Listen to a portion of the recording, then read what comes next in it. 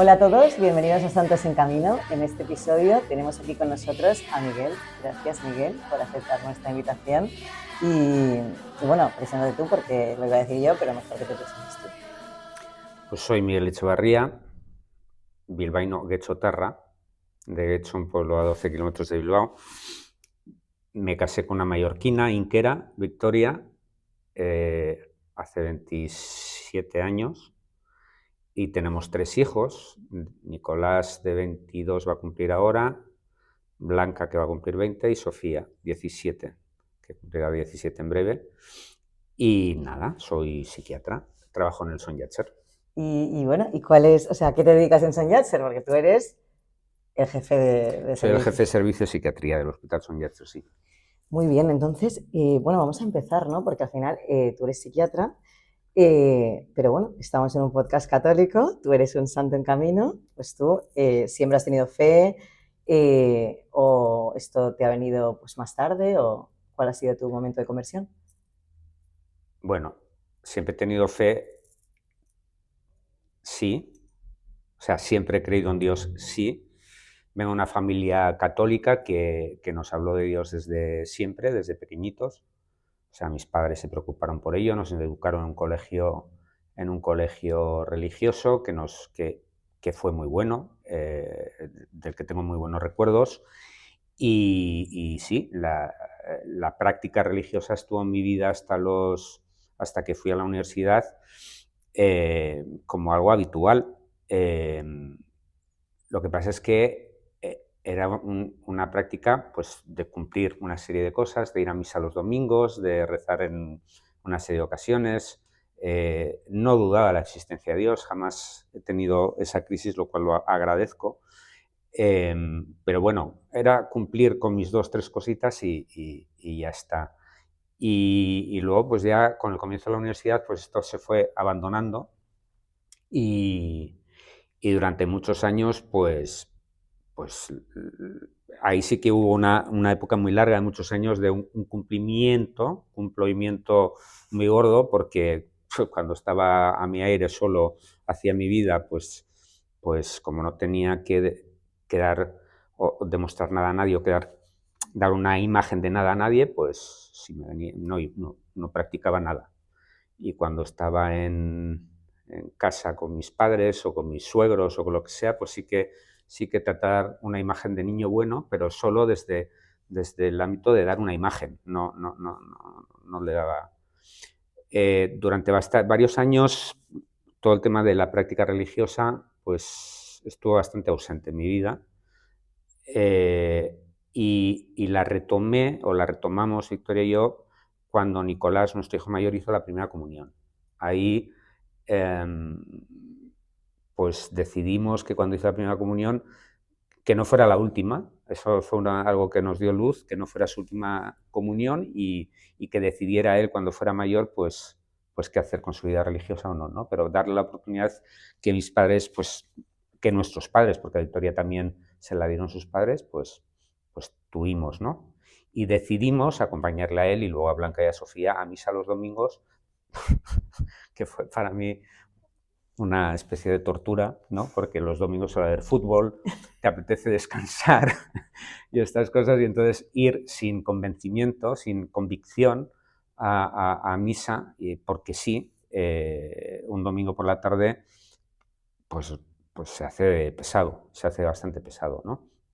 Y esa ha sido durante años mi vida fe, ir un domingo a misa y forzado, por decirlo de alguna manera, con la idea de que mis hijos pudieran ir y fueran acompañados, ¿no?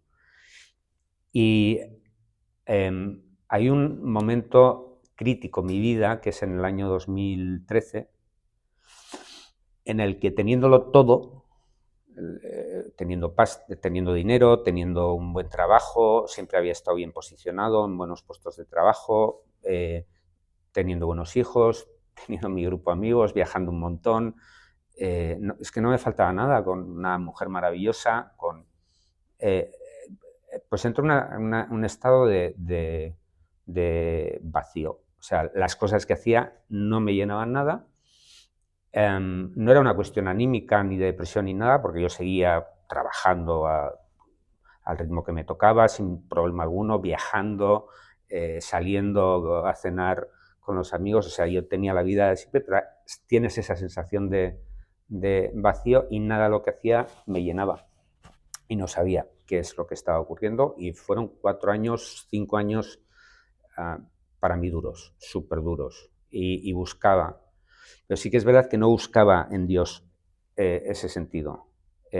Mis suegros a veces pues sugerían cosas que podían ayudarme en ese sentido y yo no me agarraba a ellas, ¿no? No lo quería. Ellos traían gente a casa de cursillos, sacerdotes de la parroquia donde ellos están. Yo decía, no, esto no va conmigo. O sea, no quería acercarme ahí y así de vacío estuve. Y entonces pasa, pues para mí pasa el milagro de mi vida, ¿no? Yo conocí a Victoria en Manchester, hice la especialidad de psiquiatría en Inglaterra, en South Essex, pero estuve viviendo un tiempo en Manchester, casi un año, y allí conocí un matrimonio, Pedro y Esperanza, Pedro y Esther, que él era mallorquín y estaba haciendo la especialidad de cirugía en Manchester y estaba casado con Esperanza, y cuando yo los conozco, bueno, yo acababa de llegar allí, no tenía ni idea de inglés, no tenía ni idea de ese país y ellos pues me acogieron, ¿no? Ellos fueron como, somos de la misma edad, pero fueron como mis padres en Inglaterra y les agradezco mucho esa acogida. Esperanza estaba embarazada en ese momento y unos meses después pues nació su hijo mayor, Pedrito. Y nada, y además ellos son los que me presentaron a Victoria. Entonces, bueno, nos hicimos muy amigos, siempre hemos tenido esa amistad, nos vemos muy poquito porque ellos siguen viviendo todavía en Inglaterra y creo que en breve vienen para acá, ¿no? A Sevilla creo, no estoy seguro.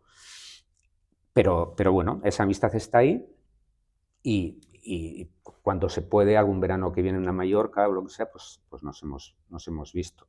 Tuvieron 3 hijos, luego vino Carlos y después Javier y ya está, ¿no? Entonces, Pedro, el mayor, Pedrito es el padre, Pedrito el hijo, con 18 años se le diagnostica un cáncer muy agresivo de hueso, muy doloroso y bueno, su padre Pedro y Esperanza, su madre, pues buscan todos los medios para ver si eso tiene sanación, tanto en la oración, pero también desde el punto de vista científico, médico. Y nada, el cáncer va avanzando y en el año 2018, en noviembre, su padre me manda un WhatsApp y me dice que está muy mal, que había hecho una sepsis, bueno, está en un estado ya bastante malo. Él, Pedrito, estuvo prácticamente esos 3 años de enfermedad en hospitales oncológicos y Victoria y los niños, como era mi cumple ese mes, decidieron regalarme un viaje a Manchester para que pudiera estar con ellos, ¿no? Pedrito estaba en el hospital y fui allí al hospital a estar con ellos. Y pasé 3 días en Manchester, fui a su casa, pero pasamos todo el tiempo en el hospital. Pedrito, el chaval con el cáncer, era numerario del Opus Dei, era un hombre totalmente entregado a Dios, era un chaval extremadamente alegre, positivo, con una confianza plena en Dios y no tenía ningún miedo a la muerte, ¿no? En esa habitación fue un desfile de gente, cientos de personas pasaron en esos 3 días, personas que lo conocieron, pero amigos, sacerdotes, un montón de gente y fue absolutamente impresionante todo lo que vi porque era un ambiente como alegre. Yo había ido vacío y allí solo se respiraba alegría, incluso en los padres, y yo con Pedro padre hablaba y sufría, pero a la vez era un contraste entre el sufrimiento por la pérdida de un hijo y la enfermedad de un hijo, pero también por saber, porque son personas de fe, ¿no? Entonces para mí todo eso fue un choque brutal y empecé a hacerme preguntas, ¿no? ¿Cómo era posible que ese chaval, ese chico, muriéndose, acababa de salir de un coma por una sepsis pocos días antes, que ese chico estuviera sonriendo, atendiendo a la gente, evitaba ponerse la morfina para poder estar despejado en las visitas, estaba en las visitas desde las 8 de la mañana hasta la 1 o 2 de la madrugada, todos los días que yo estuve, supongo todos los días Y, y entonces yo decía, "¿Y cómo puedo estar yo tan apagado, vacío, y este chaval en estas circunstancias tan positivo, ¿no?". Y ahí empecé a darme cuenta que lo que él tenía que yo no tenía era la parte sobrenatural, ¿no? Tenía a Dios y yo no. Yo tenía todo lo demás y la salud, pero no tenía a Dios. Y ahí empecé a darle vueltas. Y entonces pues salí absolutamente conmovido de aquel lugar. Volví a Mallorca absolutamente eh, confuso, pero con muchísima paz. Fui con mucho temor porque eran mis amigos, se iba a morir su hijo, pensaba, yo era psiquiatra, entonces pensaba que tenía que ir allí a consolarlos, a darles apoyo psicológico, y me lo dieron ellos a mí, ¿no? Cuando llegué a Mallorca tenía una fiesta de cumpleaños de una compañera de trabajo con la que me llevo muy bien, estaba Victoria allí, todos, parte de esa gente sabía dónde había ido y para qué. Y cuando llegué a esa fiesta del aeropuerto y fui a esa fiesta, pues todos me recibieron como con caras tristes, a ver qué y les dije, vengo absolutamente alucinado y lleno. Y recuerdo muchísimo las caras de esas personas, que les sorprendía mucho que viniera de un centro, de un hospital donde está muriendo un joven de 21 años, con esa tranquilidad con la que vine y además con esas palabras de positividad que yo les decía, ¿no? No lo entendían.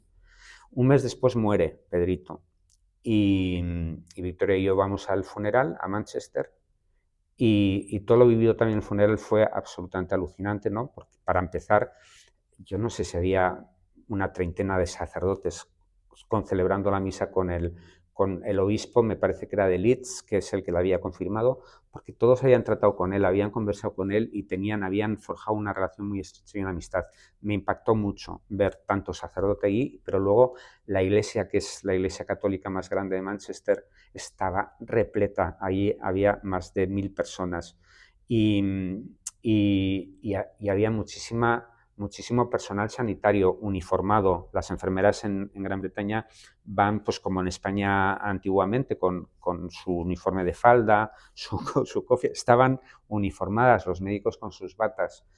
Personas que no eran creyentes, casi ninguna de ellas, pero que en los años de enfermedad de Pedrito, pues se había ganado cierta afinidad. O sea, había sido una persona que a todos ellos les había llamado la atención y fueron allí a despedirse de él. Fue una cosa absolutamente espectacular, así como el entierro en el cementerio donde lo enterraron, pues participamos todos del entierro y luego el velatorio en casa primero la residencia donde él vivía y luego en la casa de los padres, porque lo vivieron con mucha alegría y muchísima positividad. Sabían todos ellos que Pedrito había ido directamente al cielo, no tenía ninguna duda, y eso lo celebraron.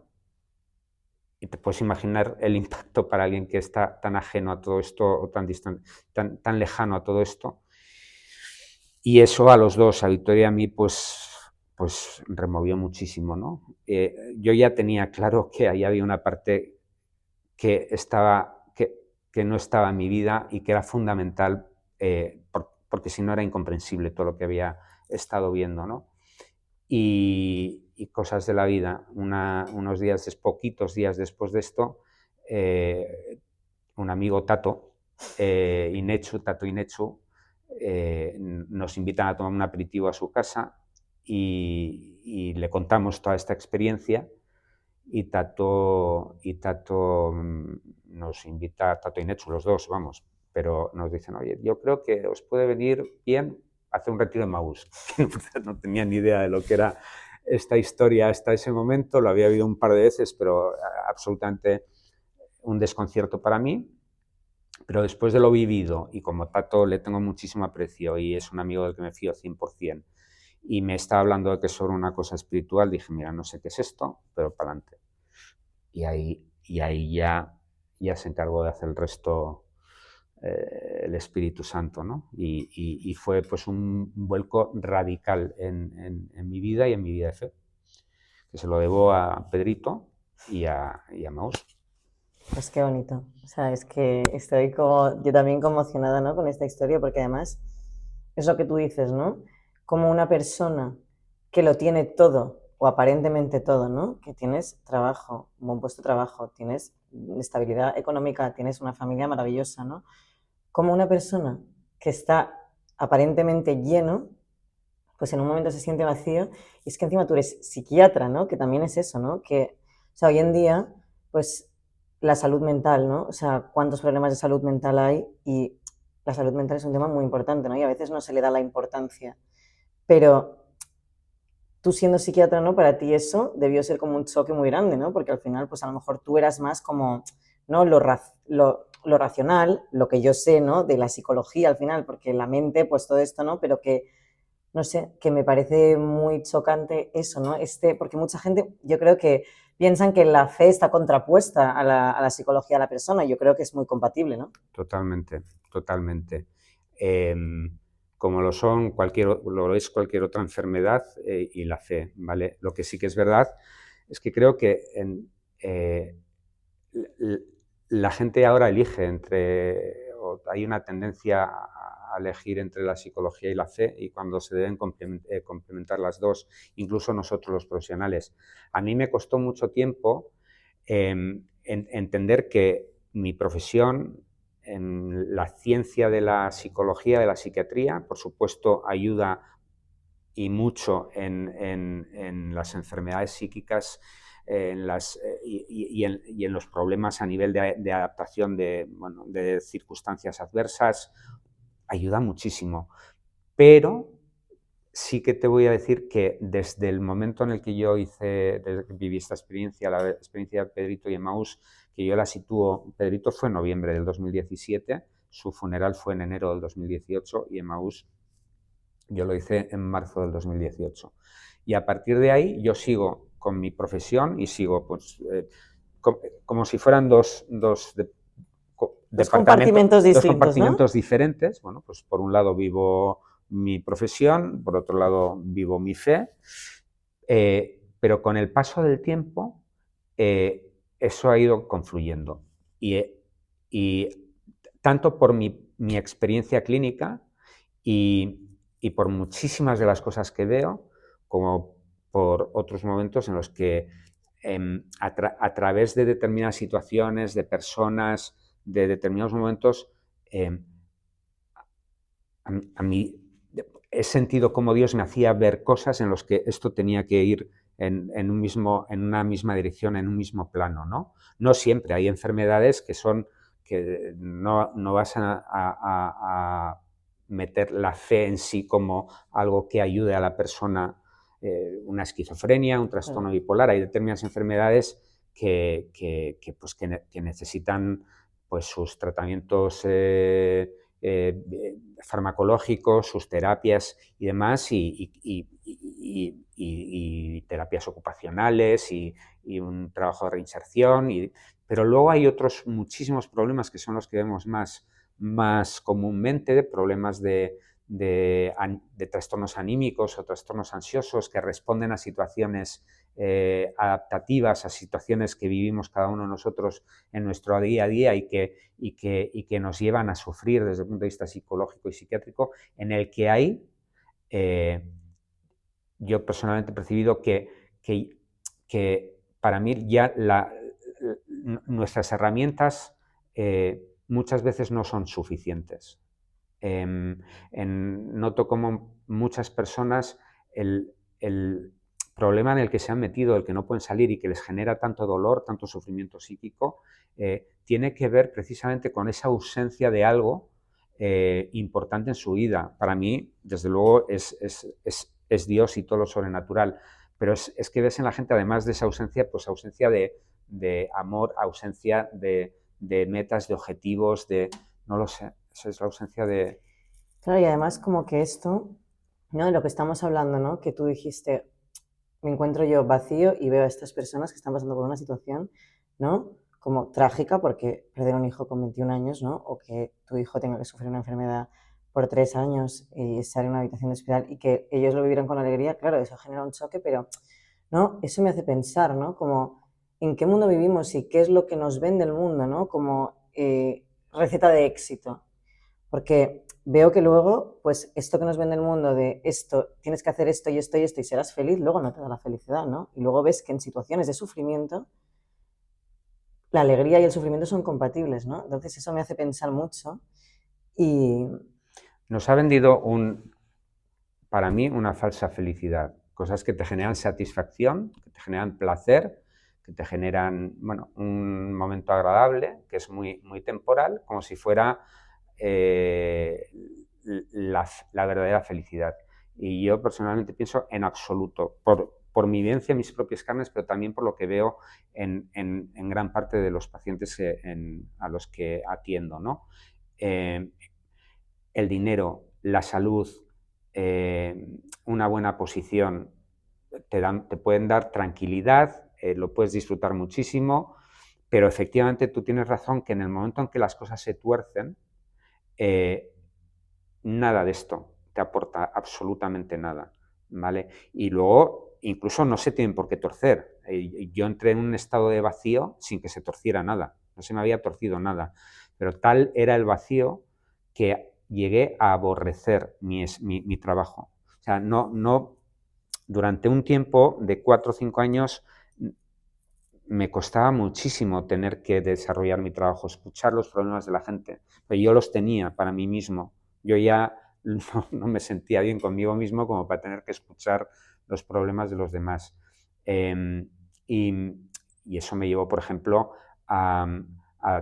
yo trabajaba además de en Son Yatser, tenía una consulta en la Quirón Palmaplanas que decidí dejar porque no podía, o sea, y buscaba la oportunidad de ir quitándome la psiquiatría para dedicarme a otra cosa, pero era imposible ya a mi edad y que era lo único que había estudiado, porque me generaba un estado de mucha tensión, o sea, tener que escuchar la problemática de los demás.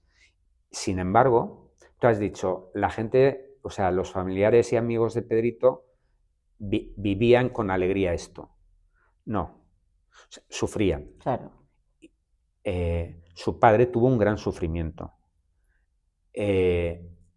Y no lo ocultaba. Yo tuve, en el tiempo que estuve en Manchester, con él conversaciones y posteriormente también, y sufría. Claro.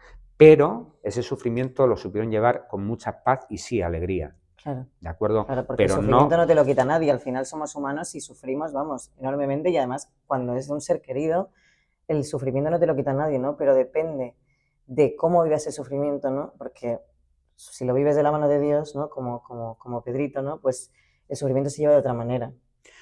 Es así, mira, ahí me di cuenta, cuando me has preguntado quién era, ahora me viene a la cabeza, soy también el mayor de 11 hermanos, 3 están en el cielo, y, y la muerte de mis 3 hermanos, sobre todo la última, que yo tenía 17 años, que son momentos duros, mis padres, cómo vivieron esa marcha de 3 hijos y cómo nos permitieron al resto de los hijos vivir esos fallecimientos, era algo que, que no me lo pregunté durante muchos años.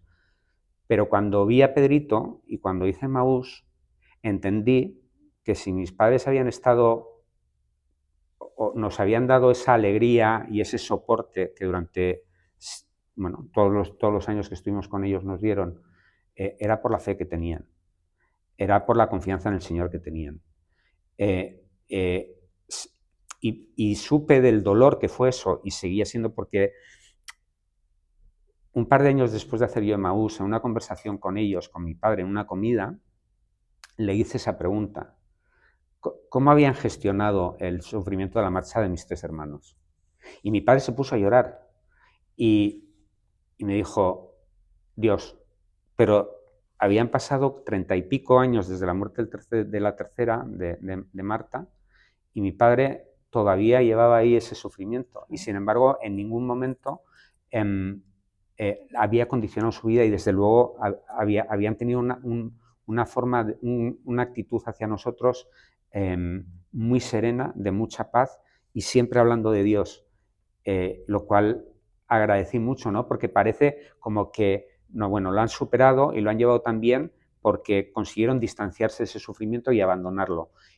Y 35 años después de la muerte de Marta de la Tercera, todavía recuerdo a mi padre en esa conversación cómo el dolor de la pérdida de sus hijos lo llevaba adentro, ¿no? Y exactamente igual que lo que he vivido a partir de todo esto, he observado muchísimo más cuál es la respuesta del ser humano, de las personas, ante el sufrimiento y el dolor. Y desde luego he tenido numerosos ejemplos de personas que gracias a esa fe que tienen han sabido llevar con mucha entereza ese sufrimiento sin rehuirlo, sin negarlo, sin querer distanciarse de él, pero sí llevarlo con una fortaleza y una entereza que para mí ha sido muy enriquecedora y eso me hace ver la psiquiatría de una forma completamente distinta, ¿vale? Y veo que la mayor parte de las personas, como me pasaba a mí, lo que queremos es huir de ese dolor. Queremos buscar un remedio que nos anestesie para no tener que sufrir, ¿no? Nuestras terapias, los fármacos, que ojo, que yo los doy y son muy importantes en muchos momentos, pero sí parece como que solo generamos ese remedio que te haga poner una especie de capa protectora que no sufra la persona y la persona busca algo que no le haga sufrir. Pero yo creo que esa no es, o sea, eso es una especie de tirita, de apósito que se pone ahí y que la forma más, o sea, la verdadera forma de sobrellevar esto con mucha paz y entereza es aceptando ese dolor, aceptando esa cruz que te toca muchas veces y confiando en Dios, porque Él es el que nos ayuda a gestionar y llevar esas cruces. Claro, es que es eso, ¿no? Que pues el mundo nos vende que el sufrimiento es malo, ¿no? El mundo vende el sufrimiento como algo negativo, ¿no? Y es lo que hablábamos en podcast anteriores, ¿no? Que vivimos tan en el yo, hacer, querer, tal, que como que nos olvidamos de que en el sufrimiento, ¿no? Y como has dicho tú, ¿no? La cruz, Cristo, ¿no? Y el catolicismo nos dice que el sufrimiento no es malo, que el sufrimiento es bueno, necesario muchas veces y que es compatible con la alegría, que tú con esto me lo cuentan a mí y me quedo en plan, ¿cómo? O sea, pero sí, ¿no? Porque al final, o sea, también te das cuenta de muchas veces cuando estás pasando por momentos que te causan dolor, pues incluso que puedes encontrar alegría, ¿no? Mira, en ese estado. sin duda alguna. En este momento mi vida es bastante más complicada en cuanto a cómo era antes de ir de esa visita a Pedrito. Mi vida ahora mismo no todo va bien, no todo es súper bonito. Mis padres están enfermos, mi padre hace 5 años, en el año de la pandemia, empezó con un deterioro cognitivo, está con una demencia y ya no nos conoce. Mi madre está enferma desde hace muchos años, mal, físicamente muy mal, y lo sufre, y cuando lo sufre, pues lo sufre ella y lo sufrimos también sus hijos. Prácticamente todos los meses voy a Bilbao para estar con ellos y mi trabajo es muchísimo más intenso ahora de lo que era. Mucha gente, por mi forma de entender ya mi profesión y a Dios, quiere que yo le ayude en sus problemas, con lo cual me veo abocado bueno, incluso en mi tiempo libre. O sea, no es fácil la vida que llevo y sin embargo me encuentro feliz, con muchísima paz, como nunca la he tenido en estos últimos años. Y, y eso te lo digo trabajando mucho, gestionando muchas situaciones, prácticamente no paro. Hay muchas situaciones de gente cercana muy dolorosas, que en la medida de lo que puedo, pues si puedo acompañar, acompaño. Y sin embargo, pues la paz que respiro y la felicidad que respiro por cómo eso está cambiando en mí, pero sobre todo cómo está cambiando en mi entorno y lo que veo que ocurre en las personas que tengo a mi alrededor, yo esto es que invitaría a todo el mundo a vivirlo. Es que no saben lo que se están perdiendo, ¿no? Claro. Mucha gente de nuestro entorno cercano eh, no entiende que pueda llevar la vida que estoy llevando ahora mismo. Pero es que una vez que la estás viviendo y ves o sea, ves lo que te aporta, uno sería muy tonto si renunciaría, ¿no? Claro, no, no, y es que es verdad que, bueno, o sea, haciendo como ya, sacando un poco de los podcasts anteriores, ¿no? Porque Víctor, que fue el primero, ¿no? Decía que, jolín, que desde que pues hizo este retiro y tuvo esa conversión tumbativa, ¿no? De pasar de no creer nada a ver eso, que él decía, jolín, es que veo auténticos milagros, ¿no? De gente que dice, es que no puedo más con esta situación, o no consigo superar esto, o no consigo tal, que con el Señor como que lo han conseguido, ¿no? O han conseguido pues poder llevar el sufrimiento de otra manera, ¿no? O incluso Guille, que es lo que te contaba antes, ¿no? De nuestro último podcast anterior a este, que decía, jolín, o sea, yo tenía una dependencia a las drogas y yo pensaba que me iba a comunidad cenáculo para desintoxicarme y de repente llego a una casa y veo 27 tíos trabajando y rezando y él decía, y lo peor es que les veo felices, ¿sabes? Que tú dices, claro, que ¿cómo se explica esto? Porque claro, desde el prisma humano, pues no se entiende, ¿no? Y al final, No, por eso es ahí la mirada sobrenatural, que muchas veces dices, es mira, que... yo creo que yo lo que he visto que pasa y me ha pasado es que cuando lo tienes todo, crees que tú dominas todo, no necesitas nada más. De hecho, durante muchísimos años, prácticamente toda mi vida, he sido, o soy, y sigo siendo, porque eso no cambia, soy una persona eh, muy controladora, o sea, quiere que las cosas sean de una determinada manera y además miro al futuro buscando un determinado patrón de cosas en mi vida o que salgan de una determinada manera, ¿no? Y, y en, y en, cuando tú eres capaz de gestionar tu propia vida y yo quiero este trabajo y lo consigo, yo quiero este dinero y lo alcanzo, yo quiero ir aquí y voy. O sea, cuando no tienes ningún problema y tú crees que estás en el control absoluto de toda tu vida, ¿para qué necesitas a nadie más? ¿No? O sea, esa sensación de Autosuficiencia.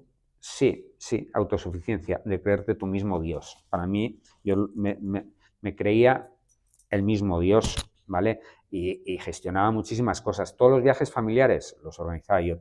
Mil historias, me encantaba organizar y eso lo ha sufrido también mi mujer, ¿no? Porque al querer controlarlo todo, la pobre pues no le daba espacio a ella, ¿no? ¿Qué es lo que pasa después cuando empiezas a ver la cruz?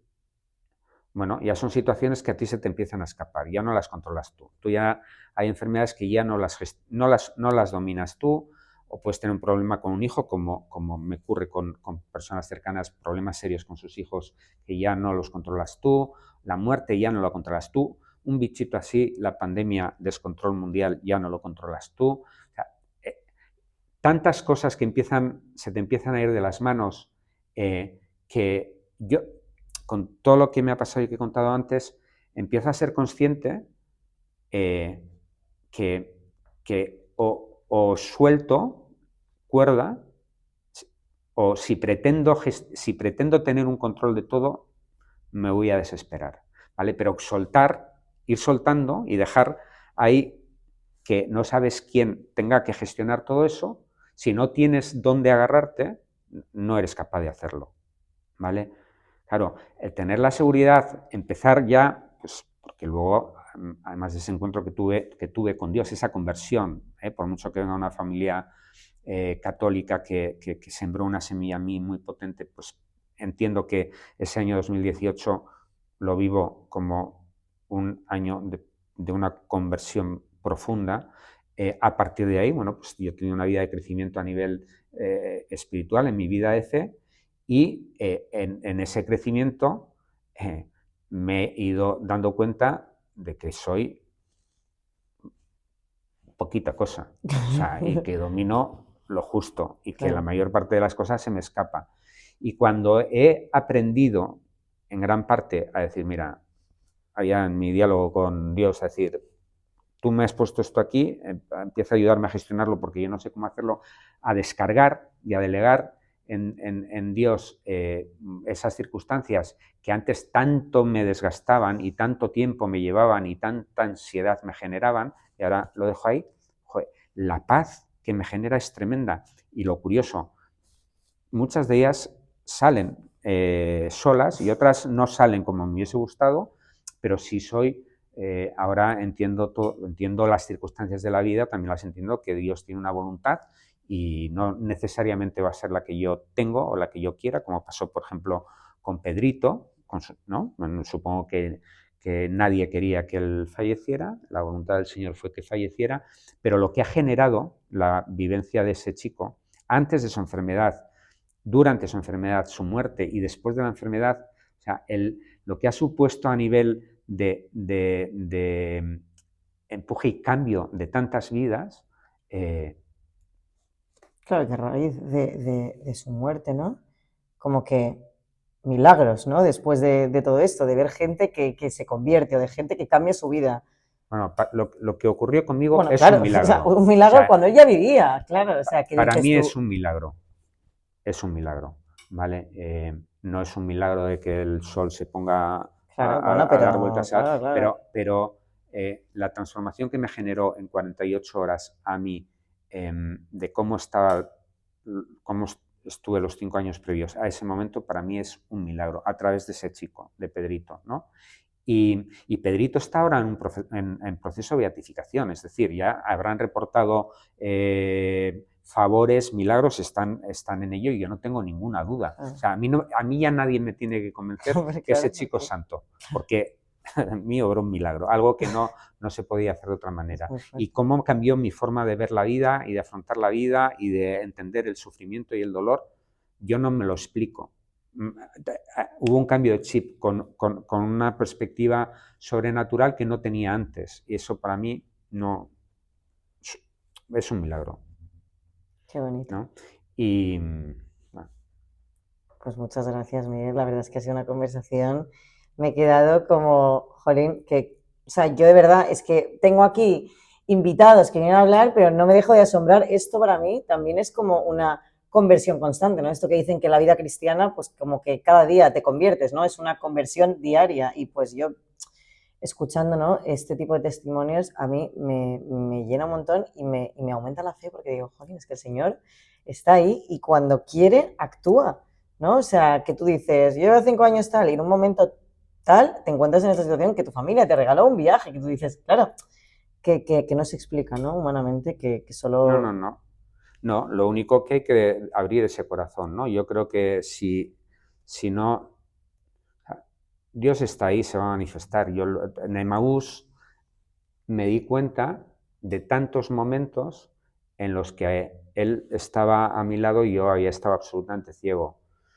Entendí, o sea, Pedro y Esperanza, los padres de Pedrito, que los conocí en el año, creo que era el 98, y como digo, el fallecimiento fue 20 años después, 21 años.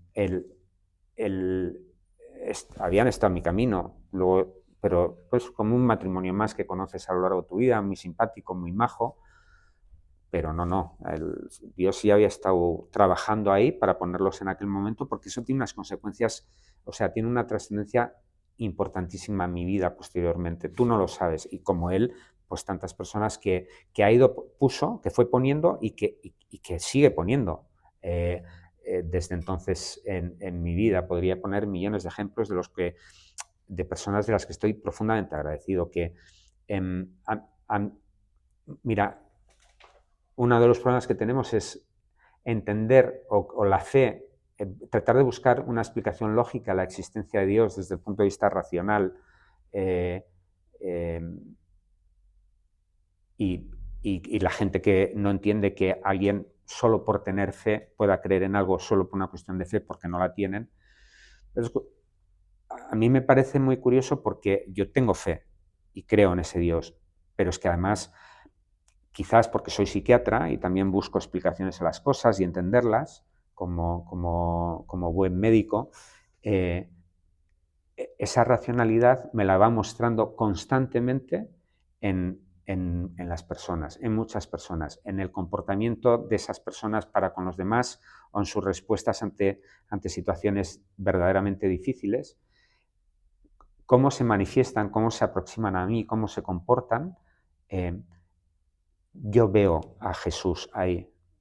En estos últimos años, pues me encanta conocer la vida de Jesús, leerla, y las cosas que dice y hacía y pide que hagamos, yo las veo en muchas personas. No es una cuestión ya de creerme algo etéreo, es que lo ves, ¿vale? Con lo cual, hombre, yo pienso, le digo que me da una fe facilona, porque me da pruebas constantemente. O sea, no tengo que creer en algo imposible, es que lo veo.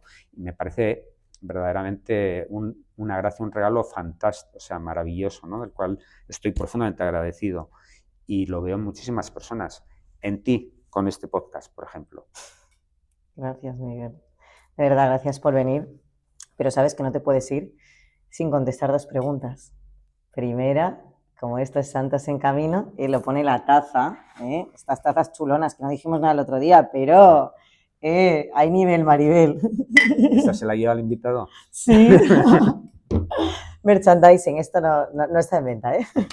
Pero, ¿qué te ayuda a ti a ser más santo? O sea, ¿qué te ayuda a ti en el día a día a ser más santo? Bueno, 1, la Eucaristía, la misa. Trato de ir a diario y para mí es alimento, o sea, es algo fundamental. Necesito, o sea, es algo, ahí nos vemos muchas veces. La oración, conocer.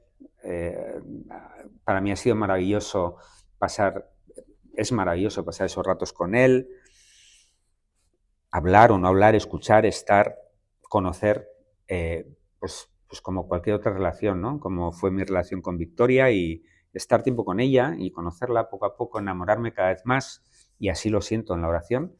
Y lo que decía anteriormente, esas personas que Dios va poniendo a mi alrededor, que no dejan de maravillarme, ¿no? Y que tanto me enriquecen a mí y a tantos, y que es tan visible Dios en tanta gente buena, y que está, bueno, no sé, que está entregada y haciendo que otros tantos, como me pasó a mí, pues podamos encontrarnos y conocerlo. Me parece, y así me tiene totalmente enganchado. Qué bonito. Y última pregunta. ¿Santo favorito? 1,5. Uno santo y el otro seguro, aunque Vale, no pero está cógelo, reconocido. cógelo. Venga. Un santo seguro. Pedro, San Pedro. Me apasiona como un tipo tan impetuoso, pescador, zote, bruto, que él negó a Jesús en la pasión en 3 ocasiones, que le tuvo que llamar la atención un converso como San Pablo, que perseguía y mataba a los cristianos, que fue nombrado por el mismo Cristo la piedra, ¿no? El primer papa y el guía de la Iglesia. O sea, que un personaje así pueda ser el santo que es, me maravilla, ¿no? Porque a mí eso me ayudó muchísimo en la pandemia. Al principio, en los primeros días de pandemia, cuando volvía del hospital, me dio por leer los Hechos de los Apóstoles por primera vez de forma seguida, y me di cuenta que eran tan como nosotros, y sin embargo, cómo con la acción del Espíritu Santo fueron cambiando miles de vidas a una velocidad increíble, solo con su entrega, siendo tan torpes. Y ellos mismos, claro. Sí, que dije, Antes te imaginaba, yo me imaginaba un santo, un tío que nacía con alas. Claro, claro, exacto. Yo también Vale, me pasaba eso. y Todos hemos caído en eso. tenía un arito aquí. Pero cuando empecé a ver la vida de varios de los santos, sobre todo los apóstoles y especialmente de Pedro, que dije, si ese tipo es San Pedro, entonces yo puedo ser santo. Claro. O sea, y Esa es la gran idea. y es una referencia que tengo desde entonces que me anima mucho, incluso en los tropiezos, ¿no? Que son constantes, porque pues esa mirada compasiva de Jesús a Pedro cuando le negó 3 veces, pues me permiten que cuando me equivoco, pues intentar rectificar, pedir perdón, confesarme y volver a empezar, ¿no? Porque sé que voy a tener esa misma mirada, que tengo esa misma mirada. Entonces, Pedro, santo, mi santazo. Y luego el otro medio, que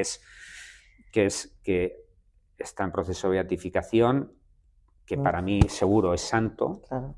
Que está en el cielo, pero bueno, está con todo el proceso que lleva en la iglesia, que es Pedrito Ballester, y te regalo estas estampas para que tengas y le reces. Qué bonito. Mil gracias, Miguel, de verdad.